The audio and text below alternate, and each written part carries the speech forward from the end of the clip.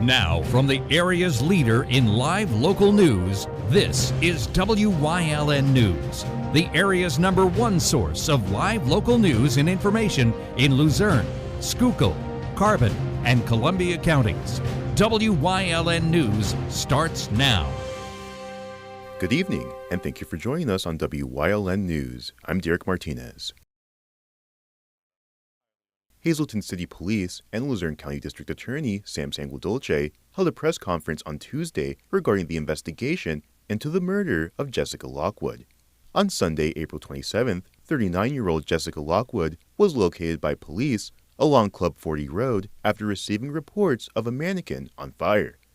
When police arrived at the scene, crews extinguished the fire and identified the human body as Lockwood. According to the affidavit, the last person Lockwood contacted before her death was 55-year-old Terrence Ray of Hazleton. Lockwood had been in contact with Ray to purchase pain pills, which Lockwood became addicted to following a series of extensive neck surgeries.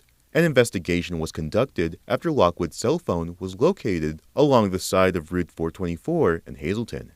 Officials were able to locate Ray's residence at 137 Muir Avenue, where they found Lockwood's parked Honda HR-V. As the investigation continued into the home, a large pool of blood was discovered in the basement, along with a gold-colored stud diamond earring that was missing from Lockwood's body, and 2 live 9mm rounds of ammunition. After an autopsy was conducted, the cause of Lockwood's death was ruled a homicide by blunt force trauma and a gunshot wound.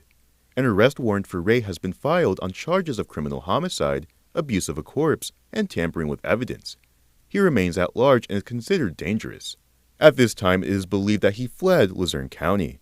The investigation into the homicide remains ongoing.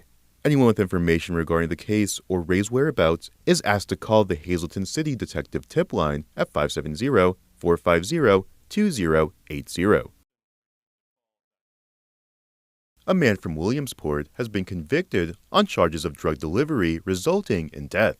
According to officials, on August 20th, 2022, Tyshim Dunlap delivered a substance to 4 individuals who were current or recent students at Bloomsburg University.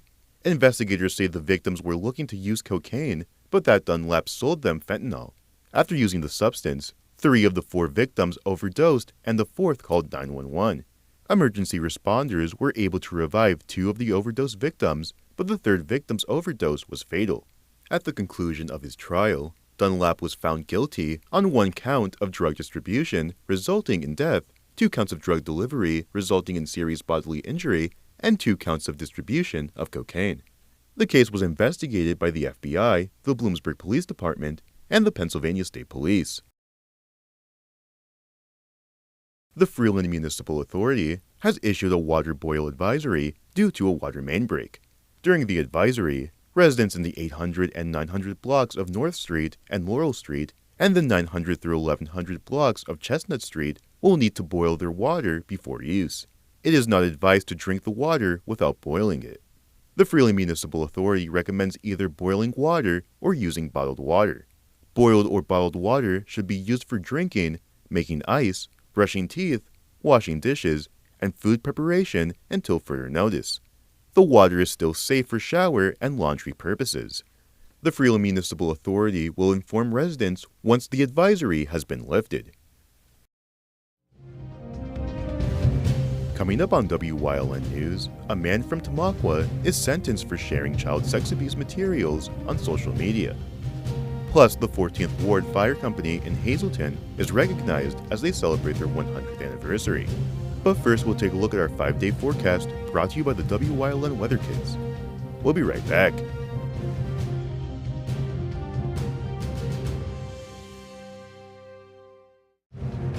Brought to you by Lehigh Valley Health Network and Jefferson Health. Investing in your well-being and building healthier communities because more expertise and convenient care mean better outcomes and a healthier you. Learn more at lvhn.org/Jefferson.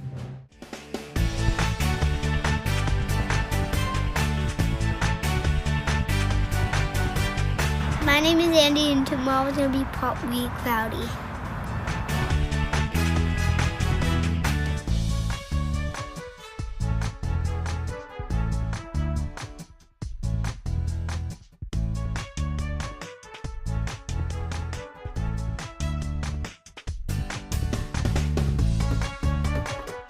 We want your child to be our WYLN Weather Kid. Your child can be our feature weather reporter of the day on WYLN News and WYLN social media posts, just by using your smartphone or any video recording device. It's easy. All ages are welcome, from toddlers to teens. To find out how, go to the weather section of WYLNTV.com or look for our post about it on the WYLN News Facebook page. Submit your Weather Kid video today. Are you looking for a trustworthy publishing company to publish your book? One that understands the process and upholds Christian values in its business practices? Introducing Covenant Books, an author-friendly publisher who shares your beliefs and wants to publish your story. Call us today to get a free author packet to help get you started. We realize your book is unique, personal, and written with a higher purpose. That's the content we're looking for. We provide authors freedom and flexibility throughout the publishing process with professional book editing, award-winning design, and some of the highest royalty structures in the industry. Covenant distributes and sells your book online and in bookstores everywhere. We convert your book in ebook format and sell it on Amazon, Apple iTunes, and to these distributors. Our authors love us. So if you've written a biography, a devotional, a memoir, self-help, or any genre, we can help. Be like these authors and get your book published and sold today. Call right now for your free writer's guide. 1-800-215-3680. Attention, WYLN viewers. WYLN TV can now be seen on the Hazelton Service Electric Cablevision HD tier, channel 507, and over the air at 35.1. WYLN, we're your local network. Come shoot at Whitetail Preserve, 118 Boulevard Road in Bloomsburg. Their skeet, trap, and sporting clay fields are professionally designed, and all stations are handicap accessible. Whitetail Preserve has resident shooting instructors certified by the NRA in shotgun, rifle, pistol, home safety, and personal protection in the home. Whitetail can also cater any size event, whether it be a private party, corporate event, or wedding. Call 570-384-2314 or 570-790-8969. Do you like craft beer? Do you want to learn the right way to sample wine? How about checking out a restaurant with a unique flavor or a crazy food challenge? These are just some of the things we are featuring on Wine, Hops, and Road Stops. So, spend some time learning about great wine, great beer, and great food on WYLN TV 35.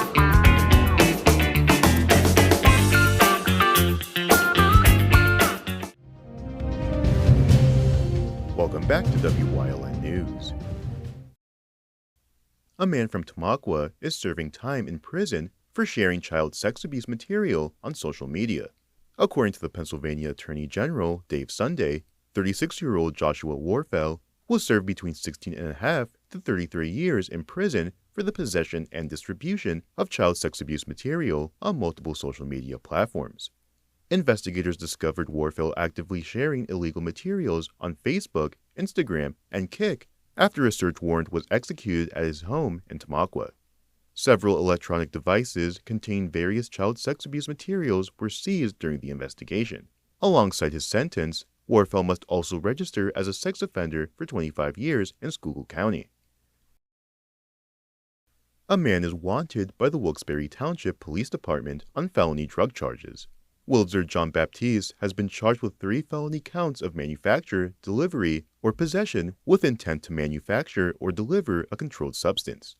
He also faces charges for use or possession of drug paraphernalia and possession of marijuana. Anyone with information regarding the suspect's whereabouts is asked to contact Wilkes-Barre Township Police at 570-208-4635, extension 268. The 14th Ward Fire Company in Hazleton recently celebrated its 100th anniversary. The fire company was officially organized on October 23, 1924, to serve the northeastern section of Hazleton. PA State Representative Dan Watrow presented the fire company with a citation last week in honor of the anniversary.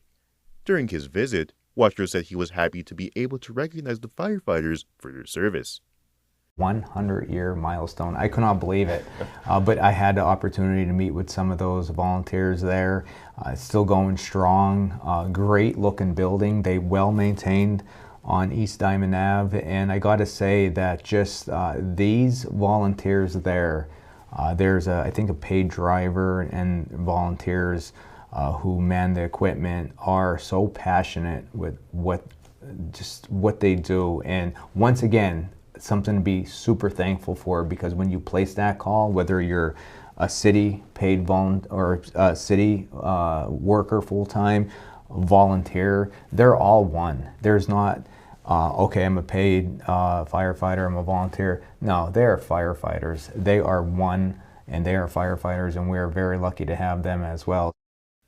The 14th Ward Fire Company is located at 548 East Diamond Avenue in Hazleton. Coming up on Pittston's News Choice, we learn about identity theft on this week's segment of Trooper Talk. Plus, Chris Fulmer leads us down the path through history with Danville Part 2. And stay right here on WYLN. We'll be right back.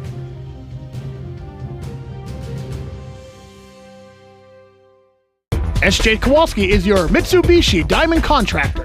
They can install a Mitsubishi electric Mr. Slim ductless heating and cooling system. Mr. Slim systems are designed to make any living space in your home inviting. You can have a different temperature control for every room in your home.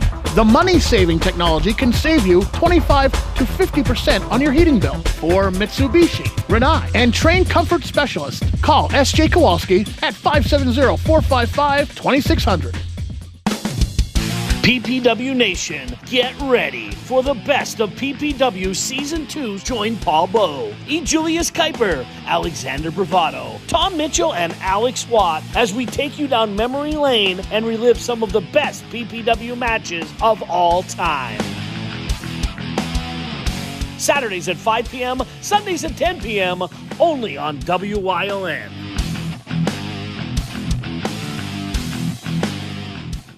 Hey! Did you know WYLN posts news stories and other bonus content on social media all week long? The Weather Kids, Fresh from the Farm, Everyday Heroes, Let's Talk Sports, Feel Good Friday, daily news stories, and more. Visit WYLNTV.com, Facebook, and YouTube to check it out. WYLN, the local leader on social media. We're your local network. Are you waking up in the morning with a sore jaw, headaches, maybe even ringing in your ears, all because you're grinding and clenching your teeth at night? That's exactly what was going on with me. I end up going to a dentist and he wants to charge over $600 for a night guard. That's when I found this, the Brux night guard. This was a game changer. It's smaller than other night guards that I tried, which is a good thing because it doesn't make me gag. It could fit on the top or the bottom of the teeth. It's lightweight and super comfortable. Now the Brux Night Guard redirects the bite force away from the back teeth, reducing jaw pain while still protecting the teeth. This unique design is what makes Brux Night Guard different from all other traditional grind guards. Go to bruxnightguard.com and order yours today. Your teeth will thank you for it in the morning. Go to bruxnightguard.com and use the promo code to activate your special TV offer. That's bruxnightguard.com. Order today and take advantage of this special TV offer. Your teeth will thank you for it in the morning. This week on Let's Talk Chiropractic, Eric was in a car accident in New York, but he lives in Pennsylvania. Tune in to see how gentle chiropractic and how he will write reports for his attorney is going to give him the best care that he needs.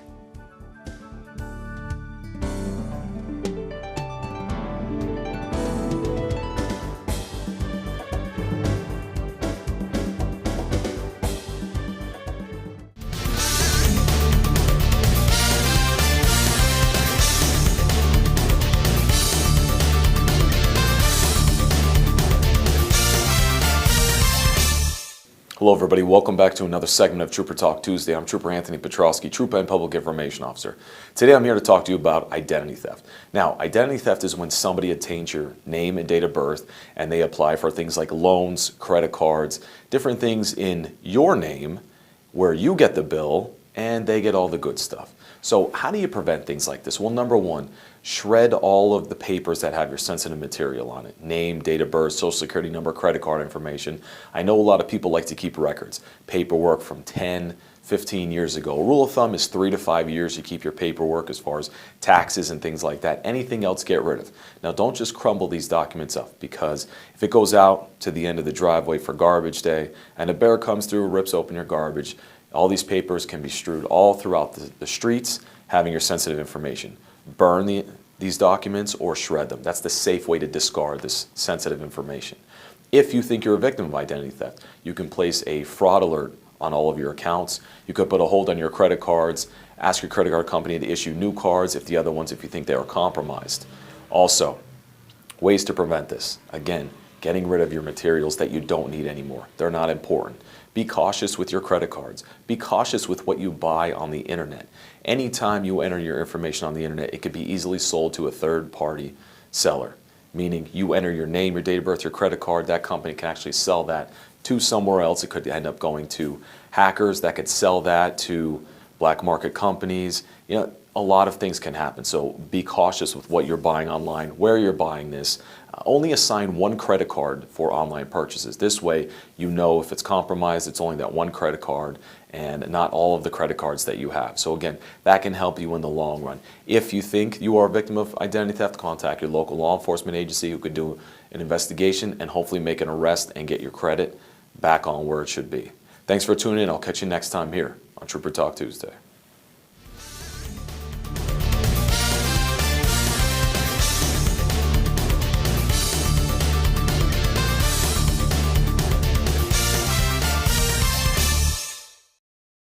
Lehigh Valley Health Network is now proudly part of Jefferson Health. And when two healthcare leaders come together for the community, you can expect more. More locations, more clinical trials, more breakthrough treatments.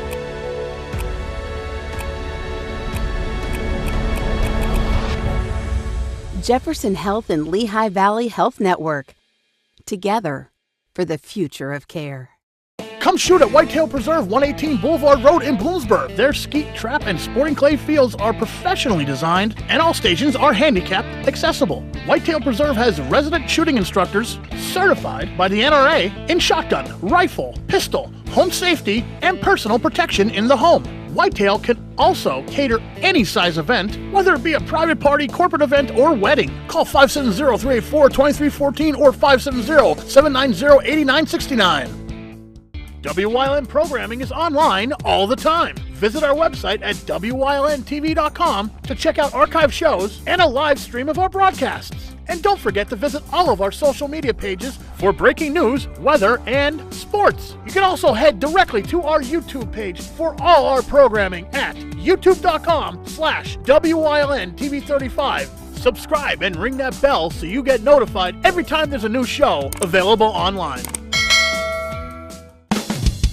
PPW Nation, get ready for the best of PPW Season 2. Join Paul Bowe, E. Julius Kuiper, Alexander Bravado, Tom Mitchell, and Alex Watt as we take you down memory lane and relive some of the best PPW matches of all time. Saturdays at 5 p.m., Sundays at 10 p.m., only on WYLN.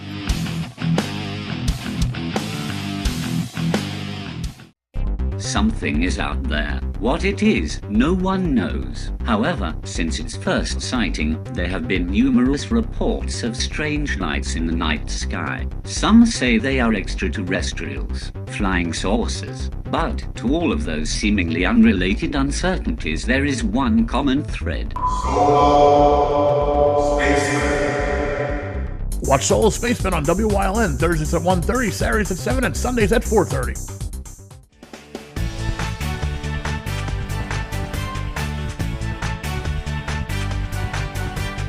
My name is Andy, and tomorrow's going to be partly cloudy.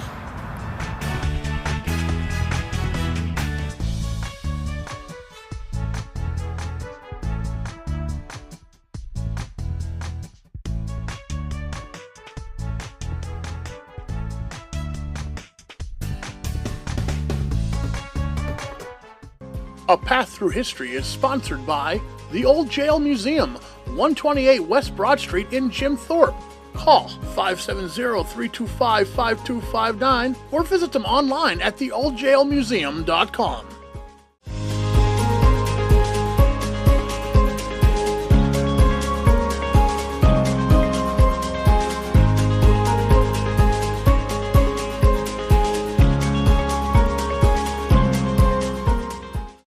By 1860, Danville had grown into a thriving town. The iron mills poured out their products by the tons, and other businesses operate briskly as well.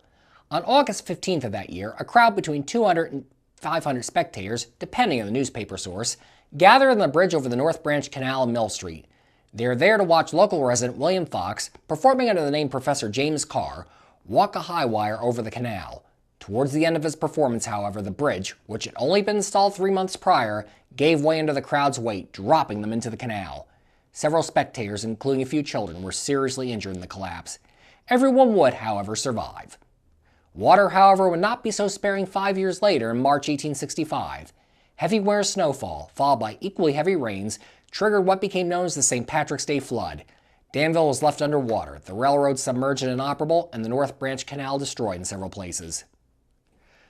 Railroads had taken firm root in Danville by this time. The tracks of the Lackawanna and Bloomsburg Railroad had been the first to be laid out through town in 1860. They would eventually become part of the Delaware, Lackawanna, and Westerns line from Scranton to Northumberland. The Danville, Hazleton, and Wilkes-Barre Railroad reached Danville in 1870. It stretched 43 miles from Sunbury to Tom Hick in Luzerne County. The Philadelphia and Erie Railroad gained control of the line in 1872 and reorganized it following bankruptcy proceedings in 1878 as the Sunbury, Hazleton, and Wilkes-Barre Railroad. The line would later be merged with the Pennsylvania Railroad. The Philadelphia and Reading Railroad's tracks also ran through Danville. In 1881, the Philadelphia and Reading brought to Danville a station that had previously stood in Philadelphia to handle attendees of the 1876 Centennial Exposition. This station still stands today, now the location of Buckley Carpet Linoleum.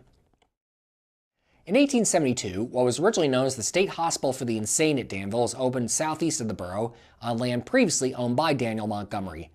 It was the third state mental hospital to be opened in the Commonwealth. The hospital would be gutted in a major fire in 1881, believed to have been triggered by a gas explosion. It would take 5 years to fully rebuild it afterwards. The hospital gradually expanded over the years, reaching a high of 2,801 patients.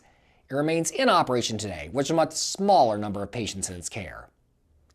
For Danville residents who want to be entertained, the Danville Opera House opened December 28, 1873, on the second floor of a building that also had a drugstore and the town post office on the first floor. Admission on opening night was $10.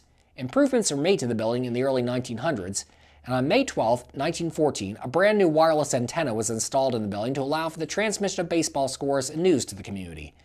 The building was purchased on July 12, 1923 by the Chamberlain Amusement Company, who reworked the venue into a movie theater. What was now called the Victoria Theater students began screening movies for area residents. The final picture show would be on March 7, 1931 with the movie The Great Meadow, although local symphony orchestras would continue playing there for a few years after the movie stopped. The Victoria Theater was torn down in 1937. Several breweries would call Danville home in the late 1800s. One was founded by John Gerstner in 1874. Located on Spring Street, it was taken over by his wife Maria after his death in 1877, who put her name on the company. It became the Stieb and Faber Brewing Company in 1890, then the Polish-Lithuanian Brewing Company in 1895, before landing perhaps its best-known name, the Hanover Brewing Company, in 1905. Under this name, it produced Hanover Lager, Hanover Porter, Hanover Ale, and Hanover Special. The Hanover Brewing Company ceased operations in 1915. A rival Danville brewery also began in 1874, founded by John Bausch. The building, located on East Front and Ferry Streets, was originally built as a Hyatt Mansion as a barrel-making shop in 1840. The Bausch name would remain the brewery in various forms through 1897, at which point it became the Germania Brewing Company. A particular bestseller for the Germania Brewery was its Bock beer, which was often sold at Easter time, since Bock beer was usually brewed during the winter months. The Germania Brewing Company closed in 1920 with the onset of Prohibition. The building was purchased by the McGlow Ice Cream Company in 1922 for use as a distribution center, but it would only last 2 years in this capacity before closing. Federal prohibition agents searched the building in 1925, but did not find any evidence of illegal beer making. Danville would also become a haven for candy lovers in the late 1800s. John Jacobs was born in Germany in 1836. He immigrated to Danville in 1860, and after training in Pottsville, opened his candy store on Mill Street. One of his specialties was clear candy, which originated in Germany and was so named for the clarity of the finished product. Horses, rabbits, and bells were popular mold shapes used by Jacobs Confectionery. Clear candy would be a major seller for Jacobs. For Christmas 1923, for instance, 50 tons of it was produced by 30 workers in shifts going all 24 hours of the day. Jacobs eventually had 2 stores in Mill Street to meet demand. Other treats were also made at Jacobs. Ice cream machines were installed in 1890, and a bread-making machine followed in 1895. Beginning in 1915, and continuing with some interruptions until at least 1952, a large mechanical rabbit would greet patrons in the store's window during the Easter season. John Jacobs' Sons took over the business in 1901 and changed the company name to John Jacobs & Sons. The Upper Mill Street store closed in 1918, but the Lower Mill Street branch continued for decades afterwards. Esther Quigg, daughter of Jacobs' son George, bought the confectionery in 1949. She ran it until it closed in 1961. In the late 19th and early 20th centuries, Danville would become a hub of innovation and invention, both in the town itself and across the nation. First, there was Christopher Latham Sholes, born near Danville in 1819, who helped to invent the first practical typewriter in 1868. In these early days, over 300 different typing machines had been created for the public, many of them excessively cumbersome and difficult to use. Sholes, who in his early years had learned about publishing at the Danville Intelligencer, would create, in conjunction with fellow inventors Charles Glidden, Samuel Soule, and Matthias Schwalbach, the first practical typewriter in the Milwaukee machine shop of Charles F. Kleinstoiber. After potential backer James Densmore declared the creation was not quite ready for public consumption, Sholes went back to the drawing board and changed his original flat platon to a revolving cylinder, which allowed for typing on a paper of standard thickness. Sholes also improved on an original Schwalbach idea by arranging the typewriter's keys in 4 rows, and upon the suggestion of a potential customer, put a spacebar underneath them. Perhaps his biggest addition to the typewriter came in 1873, when, to prevent jamming, he arranged the letters and the keys in an order that separated commonly used combinations. This arrangement, known as the QWERTY system, remains the standard in today's computer keyboards.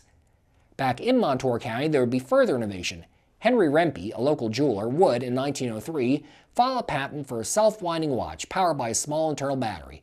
He would build a factory on Railroad Street that successfully produced both office and mantel clocks for several years afterwards.